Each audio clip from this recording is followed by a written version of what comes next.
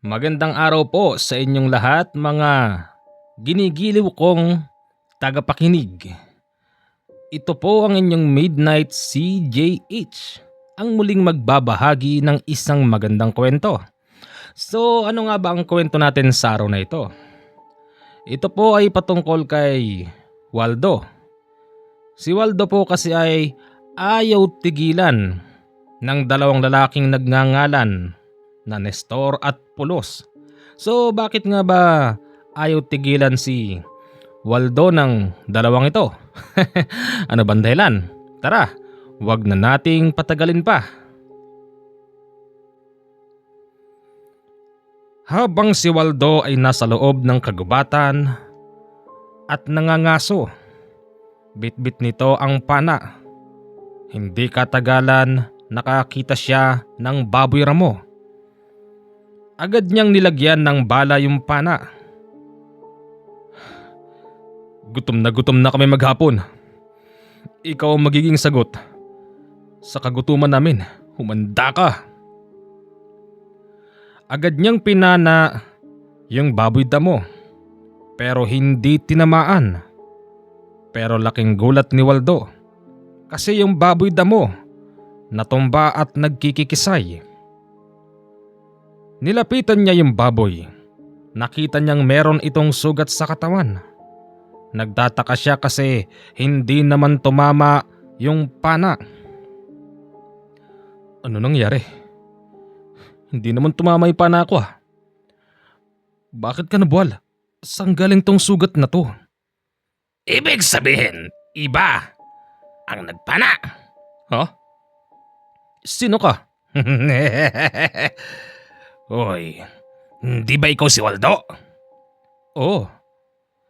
Waldo, matagal na kitang sinusundan. Ito na rin ang pagkakataon para makapag-usap tayo ng masinsinan. Ako nga pala si Nestor. At? Ako naman si Pulos. Nestor? Pulos? Bakit? Anong pag-uusapan natin? Importante ba talaga yan, ha? Importante pa sa importante. Kaya nga, mag-uusap tayo. Dahil sa hindi kilala ni Waldo ang dalawang yun, binitbit niya yung baboy ramo at iniwan yung dalawa.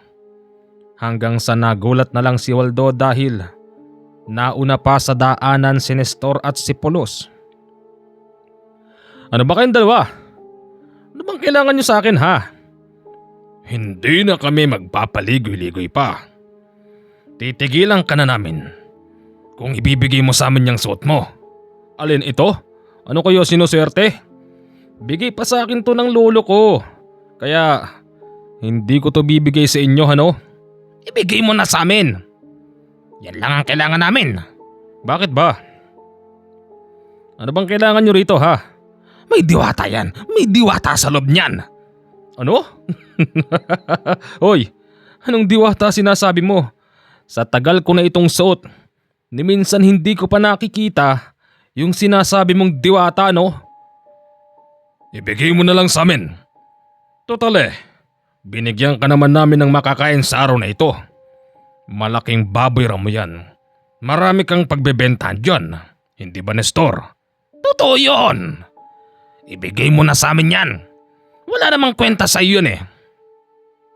Kung sabagay, tama ka Nestor. Ang tagal-tagal ko nang naisuot to. Namatay ng lolo Badong. Di ko naman alam para saan to eh. Sige, ayun na nga. Matapos ibigay ni Waldo yung nakasabit sa dibdib niya, mabilis nagtatakbo si Nestor at Pulos at nagtago lang sa puno.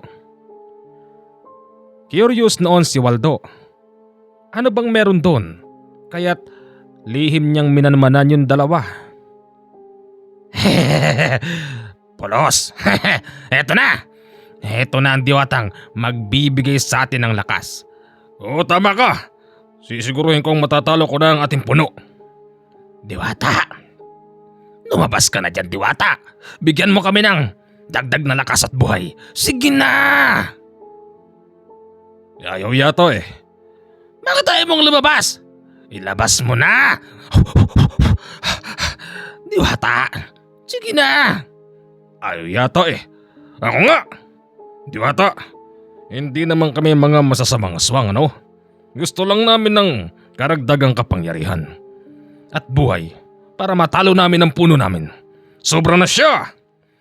Hindi na maganda ang patakaran niya. Diwata, alam ko nandiyan ka sa loob niyan! Magpakita ka. Bigay mo ang aming kahilingan. Oh, ano? Napalabas niyo ba yung Diwata, ha? Hay! Anong ginagawa mo rito? Akala ko umuwi ka na.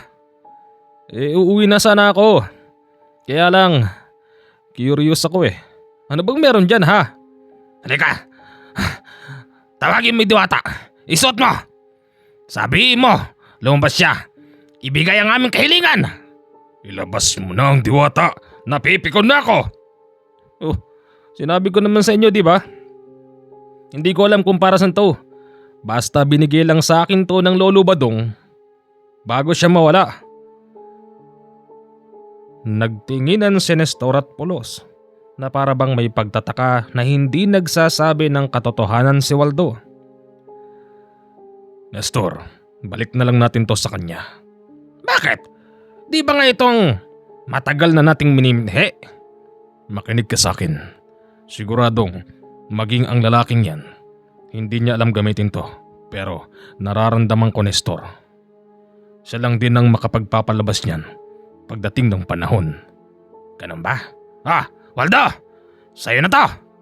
Yan! Babalik nyo rin pala eh. Hindi nyo rin pala mapapakinabangan. O paano? Salamat na lang dito sa baboy ramo, ha?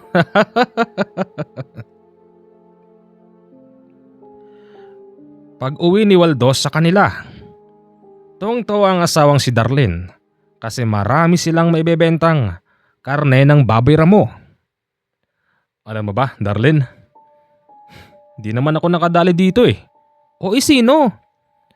Yung lalaking Nestor ang may pangalan tsaka Polos daw. O tapos, buti binigay sa'yo. Nagtataka nga ako. Kapalit nung kwintas na binigay sa akin ng Lolo Badong, kinuha nila yun. Tapos may sinasabi sila. Palabasin ko raw yung Diwata dun. Di ko nga sila maintindihan eh. Tapos ngayon binigay ko sa kanila. Pinalalabas nila yung sinasabi nilang Diwata pero wala naman eh. Walang lumalabas na Diwata. Kaya ayun, napikon. Ibinalik ba naman sa akin? Oh, sino ba yung mga yon? Sa pagkakarinig ko, mga aswang daw sila eh. Nako po, Waldo. Patay na ang Lolo Badong mo. Kaya lipas na rin ang mga aswang. Hindi ba nga, bago siya mamatay, inubos niyo na raw ang lahing aswang dito sa bayan natin. Sabihin na natin ganun. Pero, ewan ko ba kung bakit umiiral pa yung mga ganyan. Sipin mo, 1999 na. Kaya nga eh. Yung dalawang yon hindi tumitigil sa pagmamanman kay Waldo. Sa pagbabakasakaling isang araw, si Waldo mismo ang makapagpapalabas ng pinapaniwalaan nila na meron daw Diwata sa loob ng kwintas na yun. Kinabukasan, ibinenta nila yung karne ng baboy sa mga kakilala. Unang bumili rito, yung dating kaibigan ng Lolo Badong niya. Waldo! Aba mukhang malaki-laki yata ang nadali mong baboy ramo. Oho, bibili ho ba kayo? Siyempre naman paborito ko yan eh. Siya nga pala, Waldo.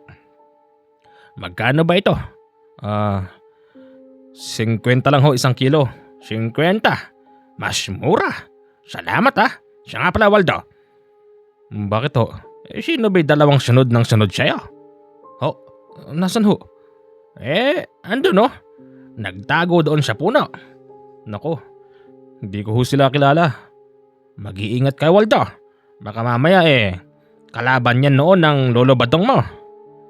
Si Lolo ang kalaban nila. Hindi naman po ako. Matagal nang wala si Lolo Badong. Kaya dapat yung galit nila noon, kalimutan na nila yun. Hindi naman ako yung kalaban nila. Ngayon kung talagang galit sila, sige. Sundan nila si Lolo Badong dun sa langit. Ganun lang yun. Basta mag-iingat ka, Waldo. Wala akong tiwala sa mga ito. Oo na po, sige po. Napag-alaman din ni Nestor at Polos. Buntis pala yung asawa ni Waldo ng 3 buwan. Kasi nga medyo halatado na yung tiyan. Polos, naaamin mo yon?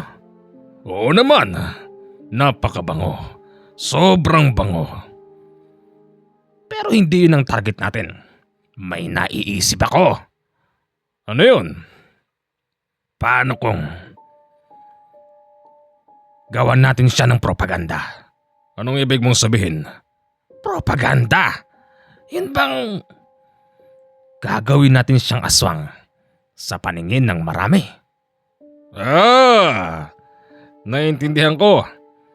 Kung anong gusto mo, Nestor. Kailan natin isasagawa yan? Sigurado ako, Polos. Kapag naisagawa natin to, maraming magagalit kay Waldo. At tsak na yung diwata ron sa kanyang kwintas. Lalabas yun para iligtas siya. Hoy kayong dalawa! Nandito na naman kayo? Akala nyo siguro hindi ko kayo naririnig ha? Ano yung pinaplano nyo ha? Ibigay mo na kasi sa amin yan at palabasin mo yung diwata. Para wala na tayong problema. Yun lang ang gusto namin. Binigay ko na sa inyo ito nung nakaraan. Hindi nyo naman napalabas Ikaw magpalabas. Kasi alam namin na kaya mong gawin yun. At kapag nagawa mo yun, Waldo, titigilan ka na namin. O eto, ibabato ko sa inyo yung kwintas. Kayo na gumawa. Bahala na kayo dyan. Hindi tinanggap ni Nestor at Polos yung kwintas mula kay Waldo, kaya't binalik din ito hanggang sa medyo dumistansya na noon si Nestor at Polos sa pagmamanman. Kung dati sobrang lapit, ngayon malayo na, pero tanaw pa rin ng kanilang mga mata. Waldo, samahan mo naman ako sa center Magpapacheck up lang ako. Kailan ba? Kailan ka ba pwede? Kahit bukas. O sige. Kinabukasan nagpunta nga sila sa center ng kanilang bayan.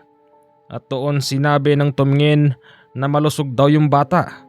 Pero medyo maselan ang pagbubuntis. Pagsapit ng gabi, naroroon na naman si Nestor at si Polos pero medyo malayo ang pwesto. Anong gagawin natin ngayon, Polos? Ikaw ang bahala. Di ba sabi mo meron kang plano? Yung plano nila ay gagayahin ang mukha ni Waldo. Tapos kakain ito ng buhay na manok. Successful naman ang paggaya ni Nestor sa mukha ni Waldo. At sinadya nitong magpakita sa bata habang kinakain ang buhay na manok. Sarap! Teka, sino yan? Ha? Kuya Waldo? Anong ginagawa mo? Bakit? Kinakain mo yung manok namin? Magpapaliwanag ako. Itay! Si Kuya Waldo! Mabilis itong nagtatakbo kaya tinugis siya ng tatay ng bata. Hanggang sa yung lalaki ay pumunta sa bahay nila Waldo. Waldo! Waldo! Teka, sino yun? Ewan ko. Waldo, buksan mo ito! Ang dami mong kakainin. Yung panabong ko pa. Ikaw pala, Martin. Bakit? Anong bakit? Yan, tay. Siya yung nakita ko. Kinain niya yung panabong matay. Waldo, bakit mo ginawa yun ha? Talo-talo na ba tayo? Tsaka, buhay na buhay yun. Ano ka Waldo? Aswang ka na ba ngayon ha? Teka Martin. Hindi kita maintindihan. Ano bang sinasabi mo ha? Sigurado ka ba anak? Ano bang sigurado? Anong manok? Ano yun? Waldo, ipapabarangay kita. Bayaran mo yung manok ko. Mas mahal pa yun sa kinakain nyo araw-araw. Hindi kita maintindihan Martin. Nandito lang ako. Hindi ako maalis sa bahay. Hindi nagsisinungaling ang bata. Yan ang tandaan mo Waldo. Kuya Martin, bakit ho ba? Bakit Darlene? Wala na ba kayong makain? Pati yung alaga kong panabong, kinain ng hilaw ng asawa mo. Kailan ho? Ngayon lang po Ate Darlene. Nakita ko talaga. Kaya nga hinabol siya ng tatay eh. Hindi naman siya lumalabas eh. Darlene, buntis ka. Huwag ka na magsinungaling pa. Sabihin mo yung totoo. Hindi tay, talaga nakita ko. Siya talaga yung kumain ng panabong matay. O kita mo? Bukas magkikita tayo sa barangay. Irereklamo kita kay kapitan. Baka hindi mo alam ang presyo ng manok ko na yun. Ginto yun! Tagumpay si Nestor at si Pulos sa propagandang ginawa nila. Kaya't kinabukasan, ipinatawag si Waldo sa barangay. Waldo, ano ba itong ginawa mo? Kap, hindi ko ho alam yung sinasabi nila.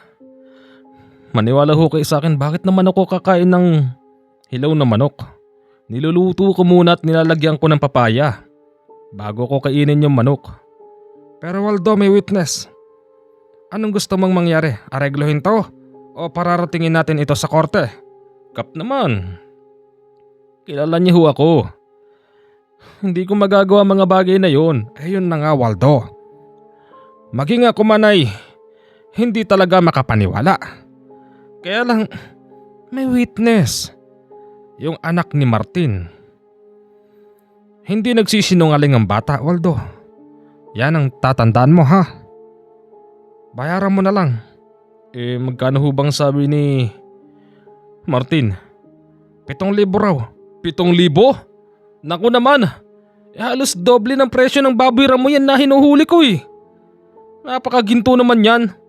Tsaka isa pa. Bakit ko naman yan babayaran? Hindi naman ako yun eh. Ikaw daw talaga sabi ng bata. Kung ganun Waldo, sinasabi mong sinungaling ang anak ko. Martin, nandiyan ka pala. Oo, nakikinig lang ako sa usapan ninyo. Ngayon Waldo, madali naman akong kausap.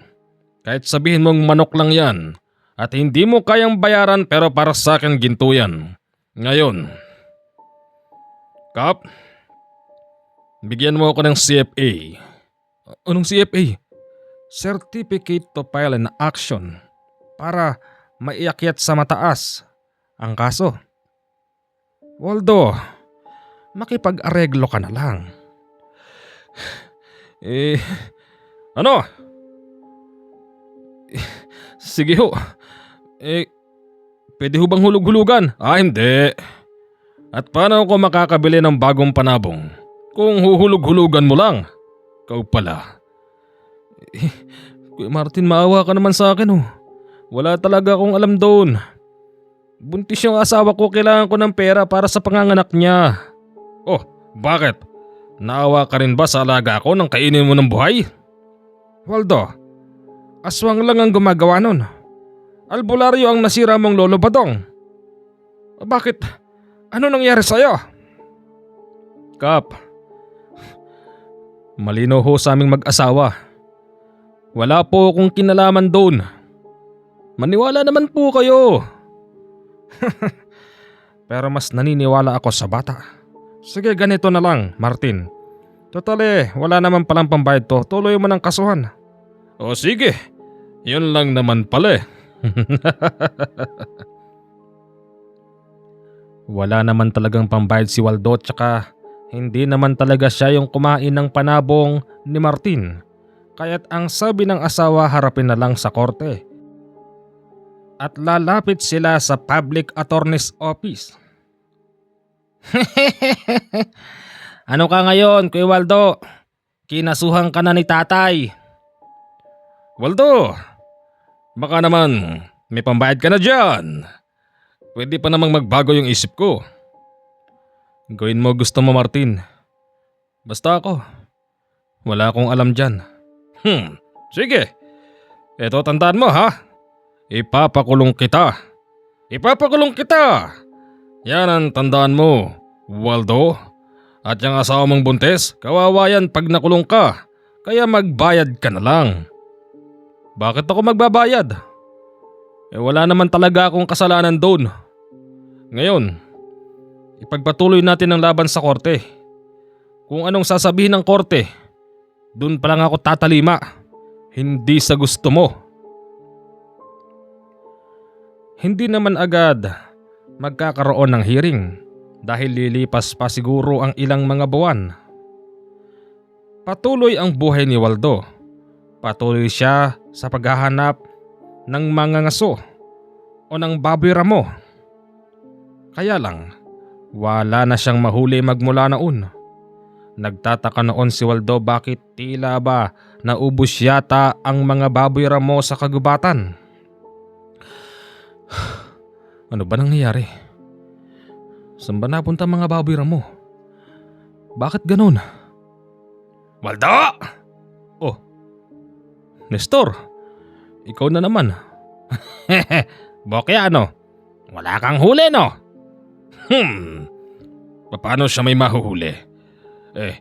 Inubos na ng mga dayo yung mga baboy damo dito at yung mga manok na labuyo. Hoy kayong dalawa, aminin nyo nga sa akin. Kayo yata may gawa ng ano? Wala kaming alam doon. Malas kasi sa'yo yung nakadikit na yan. Kaya nga ibigay mo na sa amin at tawagin mo yung diwata. Upang sa gayon, tapos na problema natin. Ganito na lang, Waldo. Total, di naman namin kailangan ito. Sa'yo na lang. Kahit na 100 panabong, mababayaran mo si Martin. Ano yan? Ginto. Di naman namin kailangan yan eh. Kayong mga tao, ang higit na mas may kailangan sa ganyan. Kaya nga, sa'yo na lang. At ang kapalit niyan, bigay mo sa amin yan. At siyempre, tawagin mo yung diwata. Nestor, Pulos, kahit naman ako hindi ko alam yung sinasabi niyo eh. Ginto na yung binibigay niyo sa akin, tatanggapin ko yan. Malaking pera yun eh. Pero talagang hindi ko alam yung sinasabi niyo. Kung ganon, hahayaan mo na lang na makulong ka? Paano naman yung buntis mong asawa? Maganda pa naman yun. Ikaw din, marami magkakagusto ron. Isa na ako doon. Hoy, Nestor, tagilan mo yung asawa ko ha? Ano pa magagawa mo? Kung tuluyan ka ng dinampot ng mga pulis, ikukulong ka sa provincial jail nang dahil lang sa gintong panabong na manok. Siya nga naman. Kaya nga, tanggapin mo na ito. Tawagin mo yung diwata. Hoy kayong dalawa ha. Kahit nung nabubuhay pa yung lolo ko, wala siyang nababanggit sa akin na merong diwata sa loob na to. At kung meron man, siguro, siya lang ang may kakayahan tawagin yun. Hindi ako. Kaya pwede ba? Kayong dalawa tigil-tigilan nyo ako. Mukhang hindi niya tatanggapin yung ginto. Tatanggapin ko yan. O kunin mo to. Tawagin mo nga sinabi yung diwata. Siya lang ang kailangan namin. Makulit ka pala eh. Sige, ganito na lang. Ganito na lang. Napipiko na ako. Total, kailangan mo ng pera. Bibigay ko sa ito. Ibenta mo. Doon, sa mga sanglaan. Malaking pera yan. Anong kapalit nito? Sa ngayon, wala. Tinanggap naman ni Waldo yung ginto, kaya't nang maipapalit niya ito ng pera, agad niyang binayaran ng doble si Martin. Aba, ang dami nito. Doble yata itong binayad mo sa akin. Oo Martin, kahit wala akong kasalanan. Kaya nga i-trust mo na yung kaso. Huwag kang mag-alala. Waldo, sasabihin ko sa attorney ko na i-trust na namin yung kaso. Kung ganyan ng ganyan be, edi wala tayong pag-uusapan. Sige na, alis na ako. Teka. Saan mo naman nakuha tong perang to ha? Huwag mo sabihin nagnakaw ka. Hoy Martin, wala ka nang pakialam kung saan ko nakuha tong pera na to ha. Importante bayad ka na. Okay. 1, 2, 3, 4, 5, 6, 7, 10. Umuwi na si Waldo sa kanila. Nagulat naman ang asawa nang sabihin niyang bayad na si Martin. Oh, isang ka kumuha ng pera?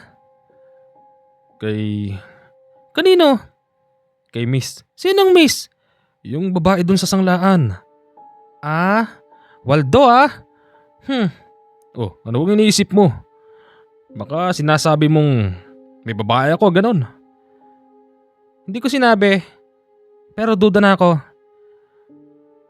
Doon sa sanglaan binigyan ako ng pera kasi may dinala akong gintudong galing kay Nestor at kay Pulos.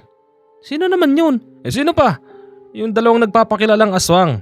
Napilit na pinalalabas yung diwata raw dito sa kwintas na binigay sa akin ng Lolo Badong. Ganon? May pera pa? Meron. Sobra-sobra pa ito. Para magamit sa panganganak mo. Salamat sa dalawang yun. Nakamasid pa rin ang dalawang aswang kay Waldo. At nag-isip na naman sila ng panibagong propaganda. Gabi ng Martes, si Nestor at si Pulos ay napadaan sa barangay. Nakita nilang ang kapitan del barrio ay may kausap na isang babaeng buntis din. Sige na iha, mauna ka nang muwi. Susunod ako doon. Mag-iingat ka ha. Magpayong ka baka umambon. Baka makunan ka, ang laki-laki na ng tiyan mo. Uy, Nestor, nakikita mo yon? Oo naman. Alam ko naisip mo. Siyempre, hindi tayo magsasayang ng oras. Ang babaeng yon habang naglalakad papalayo sa barangay. Si Nestor bilang isang aswang nagpalit na naman ng anyo. Ginaya niya ang itsura ni Waldo. Uy, sandali lang. Di ba ikaw si Eden? Bakit ka naglalakad mag-isa? Naku, gabi na. Baka mamaya maaswang ka pa. Hindi nakapagsalita yung babae lalo na't nung marinig nito ang salitang aswang. O bakit? Ano bang problema ha? Wala ho. Wala? Kuya Waldo? Bakit ho Kuya Waldo ko? Nagpapalit yata kayo ng anyo.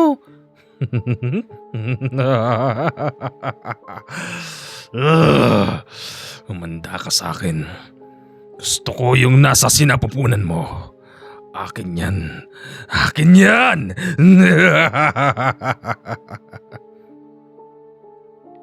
Hindi naman niya sinaktan yung babae, kaya't mabilis itong nakatakbo sa barangay. Nagsusumbong ito sa kapitan del barrio na si Waldo daw ay hinarang siya. Ano? Hinarang ka ni Waldo? Nag-itsurang aswang? Sabi ko na nga ba, aswang yung lahi na yun eh. Yung lolo niyang si Badong, kunwari lang na albularyo yan. Saan gawi? Doon ho. Agad na tumakbo doon ang kapitan del barrio, kasama ang mga bantay bayan. Nakita nga nila doon si Waldo, nakadikit sa puno ng akasya at pangising-ngisi.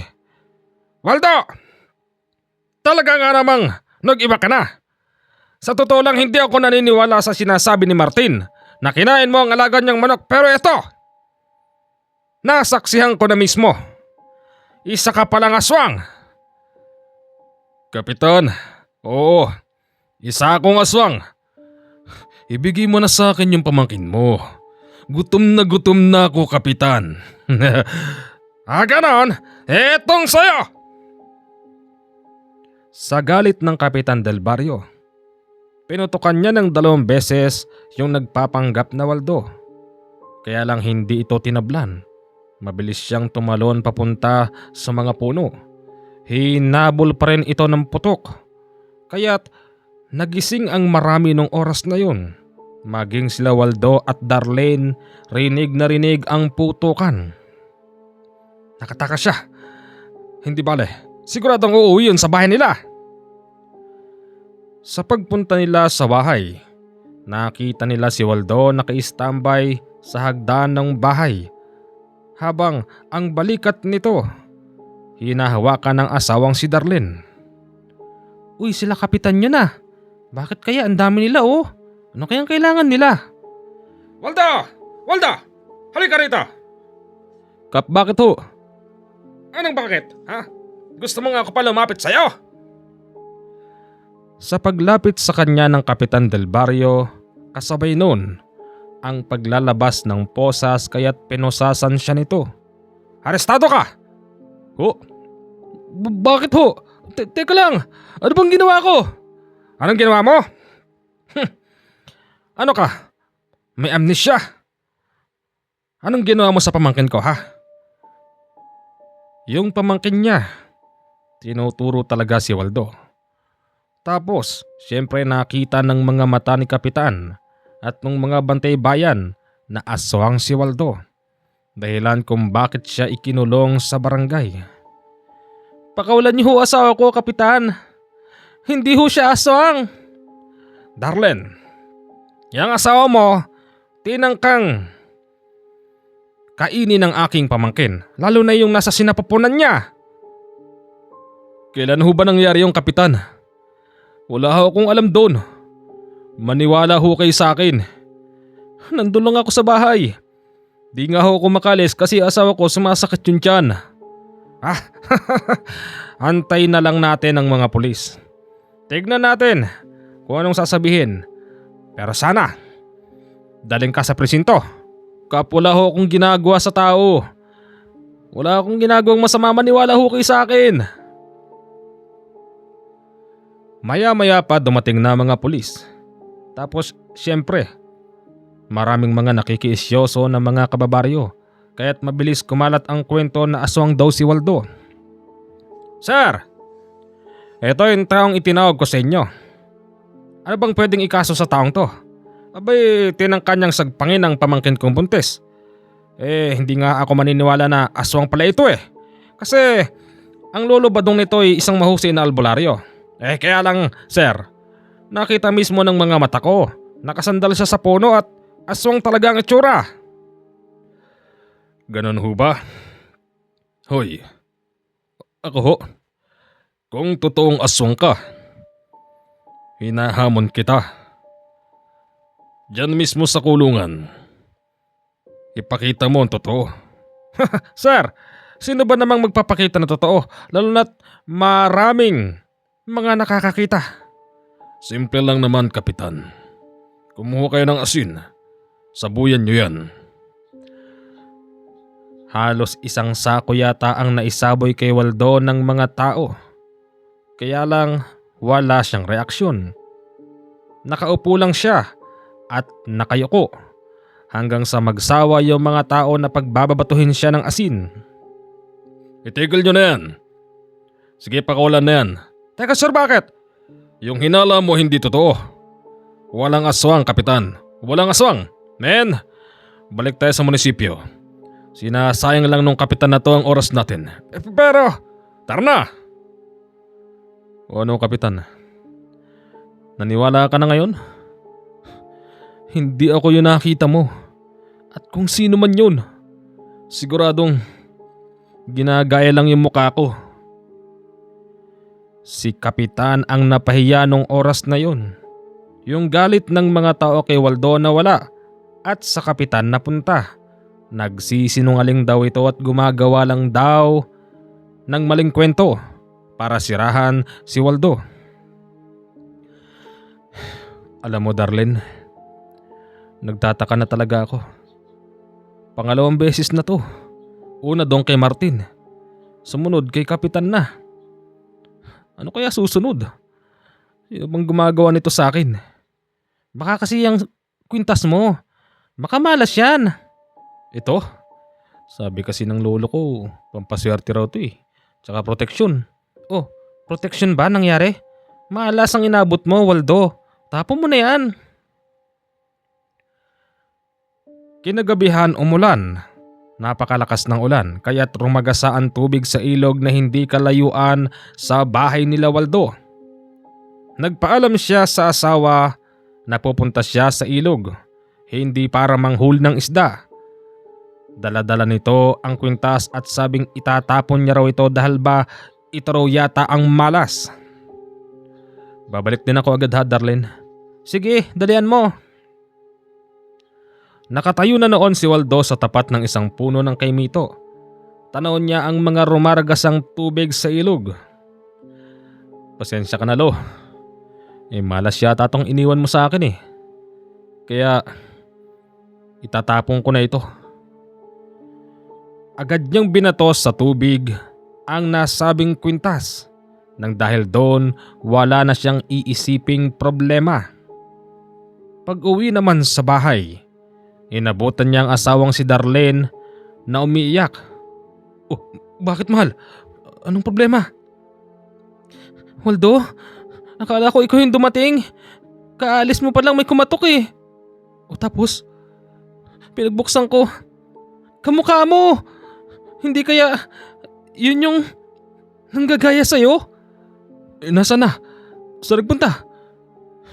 Tumalon dyan sa bintana bago ka dumating. Sino kaya yun? Ano bang pake ng mga ito? Bakit ayaw nila akong tigilan? Yung asawa niya ay muntik makunan dahil sa nangyari. At kaya daw ito tumalon sa bintana kasi binato raw niya ng isang garapon na asin. Kitang-kita pa nga raw ni Darlene na tila ba nasunog ang balat ng lalaking yun. Siguro mas makakabuti kung alis muna tayo, no?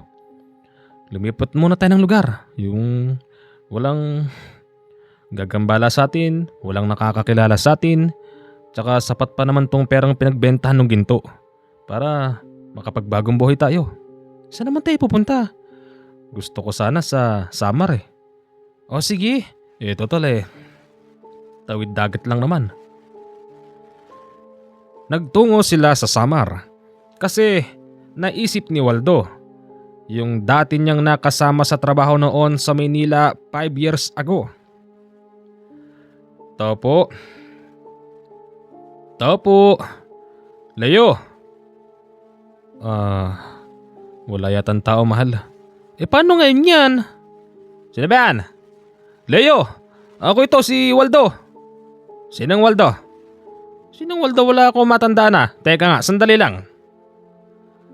Pagbukas ng pintuan, halos hindi niya rin makilala si Leo. Maging si Leo hindi rin makilala si Waldo dahil nga ilang taon na ang nakakalipas.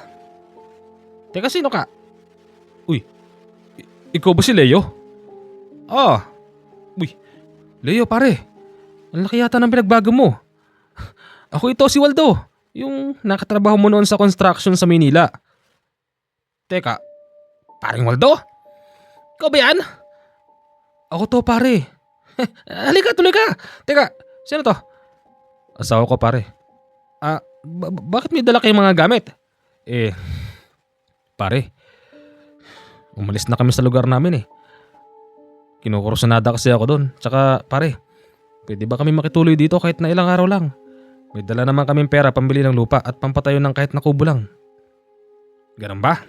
Nako pre, timing ka. Bakit? Buntis pa naman yung asawa mo. Kagabi lang uugong yung balita na may dayo raw. Anong meron sa dayo? Ibig ko sabihin, yung dayo na yon natagpo ang patay. Baka meron siyang inargabyadong tao. Sabihin na nating meron. Kaya lang, Waldo, hindi naman yata gawain ng taong sabihin na nating may sabak sa pag-iisip yung ganong klase ng pagpatay. Isipin mo magmula rito, pababa. Winakwak pare. Duda namin, aswang ang may gawa nun. Pare naman hindi totoo mga aswang. Sigurado ba kayo dito muna kayo? Oo pare, kahit ilang araw lang. Tsaka baka meron kang alam na binibentang lupa dyan. Meron! For sale lang nakalagay doon. Yung may-ari niyan, wala na, patay na, kaya binibenta ng mga anak. Ganun ba? Pare, salamat ha. Wala yan pare, sige, sasamahan kita bukas. Kinabukasan nakabili rin agad sila ng lupa. Sa loob ng 4 na araw, naitayo rin ang kubo. Paring Leo, salamat talaga ha. Wala yon pare. Buti nga, dito mo naisipan tumire. O pare, naisip ko kasi maganda rito sa inyo. Tahimik. Tahimik yung lugar. Pero pag sa gabi, narinig mo naman yung usap-usapan ng mga pinsang kong nagtayo ng kubo mo. Kaya nga pare, gaano ba talaga katotoo? Totoong totoo pare. Akala nila noon ay nakalayo na rin sila sa dalawang lalaking sunod ng sunod sa kanila. Patulog na siya noon mga bandang 10:00. Ang asawang buntis, masarap na ang pagkakatulog nang biglang may kumatok sa kanilang bahay. Paring Waldo, kung ikaw man yan, pwede bang bumalik ka na lang bukas, nakahiga na kami pare? Ano ba kailangan mo? Pare, sige na, bumalik ka na lang bukas. Pare, ano ba? Sino ba yan? Mas lalong lumalakas yung katok. Kaya nga't napilitan na si Waldo buksan ang pinto. Laking gulat niya nang tumambad sa kanya si Nestor at si Pulos. Kayo? Paano nyo kami nahanap? Hanggang dito ba naman sinusundan nyo kami? Ano na? Kala mo makakatakas ka sa amin ha? Hindi ka makakatakas sa amin, Waldo. Ano na? Mapapalabas mo na ba yung diwata? May bibigay na ba sa amin yan? Yung hinihiling naming dalawa? Hindi ko nga alam yung sinasabi nyo. Kung ganon, para saan pa yung gintong binigay namin sa iyo? Siya nga naman. Kung hindi mo lang din pala maibibigay, pues kukuhanin naming kabayaran yung asawa mo. Hoy kayong dalawa ha. Alam kong aswang kayo. Huwag nyo akong lokohin. Wala kayo sa lugar namin. Kung doon nagagawa nyo gusto nyo, dito iba ito. Kahit pasabing nasa Mindanao kami, magagawa namin ni Pulos ang gusto namin, hindi ba? Oo, tama yun. Sa susunod na araw, babalik kami. Kukunin namin ang asawa mo bilang kabayaran. Hoy, hoy, hoy, hoy! Una sa lahat, wala tayo na pagkasundoan na ganyan. Bakit sa susunod na araw pa? Kung pwede naman ngayon. Ano? Itinulak ni Nestor at Pulos si Waldo. Kaya ito natumba sa harapan ng pinto. Tapos si Nestor humakbang papunta sa kwarto. Habang si Pulos hawak-hawak nito si Waldo nang halos hindi makagalaw. Yung asawa niyang si Darlene sa loob ng kwarto nagsisigaw. Senyales na nandoon na si Nestor. May lumagapak na malakas kaya't alam noon ni Waldo na sinampal ni Nestor ang asawa nito kaya't nawalan ng malay. Lumabas si Nestor bitbit ang asawa. Bitiw mo asawa ko! Hindi. Bakit ko siya bibitiwan? Ito ang kabayaran ng ginto. Ngayon, ibabalik ko lang siya sa'yo kung mapalalabas mo na yung diwata. Hindi ko nga alam yung sinasabi mo. Nung mga oras pala na yun, nakikinig na si Leo kasi hindi namang kalayuan yon sa bahay nila. Tapos, tumakbo siya sa barangay upang magsumbong kay Kapitan Perdabe. Dumating sila Kapitan Perdabe kasama ang mga bantay bayan. Nang dahil doon, Nabulilyaso si Nestor at si Pulos. Binitiwan nito ang asawa niyang walang malay, kaya't nagtatakbo yung dalawa. Tol, okay ka lang? Okay lang tol. Sino yung mga kasama mo? Sila Kap, tsaka mga bantay bayan. Narinig ko kasi parang may nagtatalo rito eh. Naisip ko, wala ka namang kakilala rito, sinong makakatalo mo? Kaya malamang iniisip kong mga masasamang tao yun. Ay no, hinabol na ng mga bantay bayan. Salamat tol. Sino ba mga yon? Si Nestor at si Pulos. Hanggang dito nasundan ako. Bakit? Sino ba sila? Mga aswang yun tol. Aswang? Nako, baka sila yun ang bibiktima rito nung nakaraan. Hindi ko masasabi. Ano nangyayari dito? Sino yung dalawa na yun? Kap, mga taga sa amin ho. Hanggang dito sinundan ho ako eh. Oh, bakit? May kasalanan ka ba sa kanila? Wala ho. Wala naman ho akong kasalanan eh. Kung ganoon, bakit nila kayo ginugulo? Sa palagay ko kung hindi kami dumating, baka na paano na kayong dalawa? Baka nga ho. Salamat ho kapitan. Siya nga pala. Dayo kayo hindi ba? Opo. Mag-iingat kayong mga dayo. Dahil dayo ang pinupunteriya ng aswang na gumagala rito. Oho. Sa mga sumunod na araw hindi nagpakita si Nestor at si Pulos. Kaya't medyo nakaluwag na ng hininga pansamantala si Waldo. Halos gabi-gabi naman, sumasakit yung tiyan ni Darlene.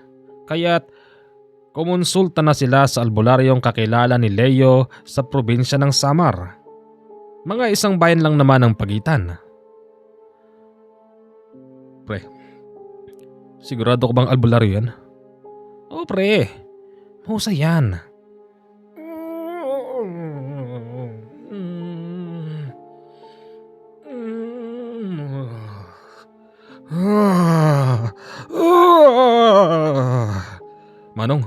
Manong, ano ba nangyayari? Anong resulta? Kaya sumasakit ang tiyan ng asawa mo gabi-gabi dahil may dalawang aswang na nag-i-interest sa kanya. At maliban pa roon, yan, yang nasa dibdib mo. Iniisip nilang may lumalabas dyan. Ang galing nyo. Paano nyo nalaman? Albularyo ako. Kaya ako alam. Mas makakabuti. Yang suot mo na yan, ipasuot mo palagi sa asawa mo. Ano bang may tutulong nito? Malaki. Lalabas ang diwata dyan. Sigurado ako. At yung dalawa na yon, matatakot sila sa asawa mo. Sabi ho nila, yung asawa ko raw, ang kapalit nung gintong binigay sa akin. Tapos ito naman, pinag-iintrisan din nila. Kaya ba sumasakit ang tiyan ng asawa ko kasi gabi-gabi silang nandun sa paligid ng bahay? Tama ka. Di kung bibigay ko to sa asawa ko, o di all in nilang matatangay ang gusto nila. Bakit pre, papayag ka ba ng ganon? Waga. Pre, karami mo ako dyan. Di ko naman nakakalimutan yung naging tulong mo sa akin noon sa Manila nung binugbog ako ng mga kasama nating mga Ilocano. Di ba? Pre, tutulungan kita dyan. Kung maaari, doon na ako matulog sa inyo gabi-gabi. Makinig ka sa akin, hoy. Oo, kung sakaling mabibitbit nila yung asawa mo at yung kwintas na yan, all in na makukuha ang gusto nila, pero makinig ka sa akin maigi. Sa oras na nakalagay ito, diyan sa asawa mo pag natutulog o kahit sa niya dalin, protektado siya ng diwatang lumalabas dyan. Totoo ho ba na may diwata talaga rito? Oo, meron. Pero bakit ho ganun? Simula nang ibigay sa akin to ng Lolo Badong, hindi ko pa nga nakikita yung diwata na yun eh. Kaya nga ho nagtataka ako sa sinasabi nung dalawang yun na may diwata raw dito na lumalabas. Meron. Kaya niyo ho bang palabasin? Hindi. Kung sino lang ang pinagpamanahan, siya lang ang pwedeng makapagpalabas dyan pagdating ng panahon. Ibig ho pala sabihin, Manong, yung kwintas na yan ang dahilan? Bakit sinusundan siya ng mga aswang? Ganun ho ba? Oo, tama ka. Dahil sa payo na yon ng albularyo, sinunod naman ito ni Waldo. Halos araw-araw isinusuot ng asawang si Darlene yung kwintas na yon, kaya nga't hindi na sumasakit ang tiyan niya. Ilang buwan na ring hindi nagpapakita noon si Nestor at si Pulos, kaya't iniisip ni Waldo na tuluyan nang natakot ang dalawang yun. Pero isang gabi, sila Kapitan Perdabe at mga bantay bayan, pati na rin ang ibang mga tao dumarating sa kanila. Teka, pre, sila Kapina. Bakit kaya? Baka may balita, pre. Hoy! Dayuhan! Alam ko nandiyan ka. Lumabas ka dyan! Kap, si Leo ito. Bakit po? Huwag kang makikilam, Leo, ha? Sasamayin ka sa akin. Bakit to ba? Ano bang problema? Iniisip namin dati na puro dayo lang ang namamatay. Pero sa pagkakataong ito, ang dayuhan pala ang siyang dahilan kung bakit may namamatay. Nakita kita. Kitang-kita mismo ng mga mata ko kung paano mo tinangay yung bata at numalong ka sa ilog. Ho? Kailan ho? Hindi ko alam yan. Hindi mo alam? Nagsisinungaling ka? Hindi ko talaga alam yan. Nakita ko. Sige, damputin yan. Dinampot si Waldo ng mga bantay bayan. At katulad ng nangyari sa kanilang probinsya, ikinulong din siya sa barangay. Kapag hindi ka umamin, meron kaming sariling paraan para palabasin kung sino ka talaga. Gawin niyo na ho. Pero hindi ho ako yung sinasabi niyo. Aswang ka! Ikaw pala ang totoong dahilan kung bakit may mga namamatay ditong tayo. Kap, nung bagong salta po kami rito, ang sabi sa akin ni Leo, meron nga rahong dayo ang namatay dito, pero kalilipat pa lang po namin noon. Katunayan, wala pa nga ho kami sa lugar na ito nung mangyari yun eh. Malamang! Pupunta ka lang dito kapag nangyari yun. At palalabasin mong wala kang alam doon, pero ngayon nandito ka na. Ngayon, nakita na rin ng aking mga mata na totoong ikaw nga ang sumasalakay sa mga tao rito. Ngayon, naantay ko magbago ka. Ipakita mo talaga kung sino ka. At sisiguruhin ko sa'yo na tatapusin ka na namin dito. Naglabasan yung mga sinasabing manlalason sa lugar na yun. Sa harap mismo ni Waldo, nagtitimpla sila ng kung ano-anong klase, mula sa mga kulay berdeng dahon, kulay dilaw, kulay pula at katas na parabang gatas. Lahat ng mga ito ay pinagsama-sama sa isang kutsara, tapos itinimpla sa isang basong tubig na malinaw. Ano gagawin dyan? Kap, ano ang gagawin niyo dyan? Sila, mga kilala kong manlalason sa lugar na ito. Sila lang naman ang makapagpapatunay kung talaga bang hindi ka aswang, hindi ka mamamatay dito. Kap, mga manlalason niyang kasama niyo eh. Tsak malalason dyan ang kaibigan ko. Tumahimik ka! Katulad ng sinabi ko, hindi siya mamamatay kung hindi siya aswang. Ngayon, inamin mo ito. Pre, wag. Huwag kang susunod sa kanya, pre. Kap naman. Hindi na makatao tong ginagawa nyo. Tao pa rin ho ako. Inamin mo na lang. Sige. Total di naman ako aswang eh. Malayong malayo sa sinasabi nyo. Nagtiwala si Waldo sa sinasabi ng kapitan na hindi siya mapapano. Kaya't yung isang basong tubig ay agad niyang ininom. Nakaramdam siya ng biglaang pag-init sa sikmura. Tapos para bang may gumagapang na kuryente sa buo niyang katawan.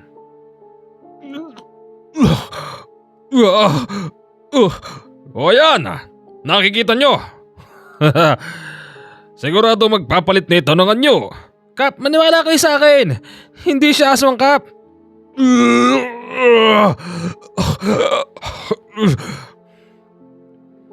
Buong akala ng marami na aswang talaga si Waldo kaya nga't nagwawala na ito. Pero ang pakiramdam pala niya nung mga oras na yun, napakasakit ng sikmura niya tapos ang mga ugat niya ay parang ginagapangan ng kuryente sa buo niyang katawan. Nagwala noon si Waldo hanggang sa tinadyakan nito yung dalawang maglalason sa kanyang harapan at nagtatakbo sa loob ng kagubatan kaya tinugis siya ng mga bantay bayan. Isa rin si Leo sa humabol sa kanya pero naniniwala si Leo na kaya nagkaganon noon si Waldo dahil nga sa panglalason na ginawa sa kanya ng mga manlalason at hindi siya nagkakaganon dahil sa sinasabi ng kapitan na ito'y nagpapalit na ng anyo mula sa pagiging tao at para maging aswang. Hindi nila noon inabutan si Waldo kung saan ito nasuot. Kaya't nagdesisyon si Leo na bumalik na lang sa bahay nila Waldo upang bantayan ng asawang buntis. Oh, nasa na si Waldo? Darlene, hinahabol sila ni Kapitan eh. Ano? May pinainom sa kanya. Naniniwala akong lason yun at hindi yun sangkap para maging aswang o anuman si Waldo. Pinipilit kasi nila na si Waldo raw ang tumangay dun sa bata na nawala dun sa ilog kasi nagmukhang aswang daw. Nako, ano ba naman ito? Akala ko naman nakatakas na kami sa problema. Yun na nga Darlene kaya naisipan ko lang umuwi para bantayan ka baka mamaya mapano ka oh. Ang laki ng tiyan mo, malapit ka ng mga anak. Oo nga, salamat ha. Balik tayo ngayon sa sitwasyon ni Waldo. Dahil sa hindi na nito kaya pang tumakbo, napahandusay siya sa ilalim ng malaking puno kung saan meron ding malaking bato. Bumubula ang bibig niya nung oras na yon tapos para na siyang mamamatay. Nung mga oras din pala na yon, sinusundan siya ni Nestor at Pulos. Nestor! Eto na! Nagtagumpay na tayo! Sigurado! Malapit ka nang mamatay, Waldo! Lalabas na ang diwata! At kapag nagkataon, makakahiling tayo sa kanya, Nestor! Oh, sigurado ako dyan!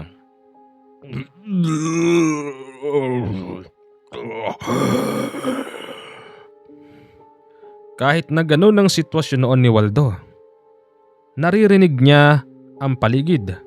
Tapos nakikita pa rin ang mga tao. Kitang-kita niya ang mukha ni Nestor at ni Pulos na tuwang-tuwa sa kanyang sitwasyon. Ano na? Ano na? Diwata, lumabas ka na dyan. Diwata, lumabas ka na riyan. Sabik na ako. Bigyan mo ko ng mahabang buhay, ng kapangyarihan. Yan lang ang gusto kong gawin. Yan lang. Lumabas ka na dyan, Diwata. Alam ko, lalabas ka na.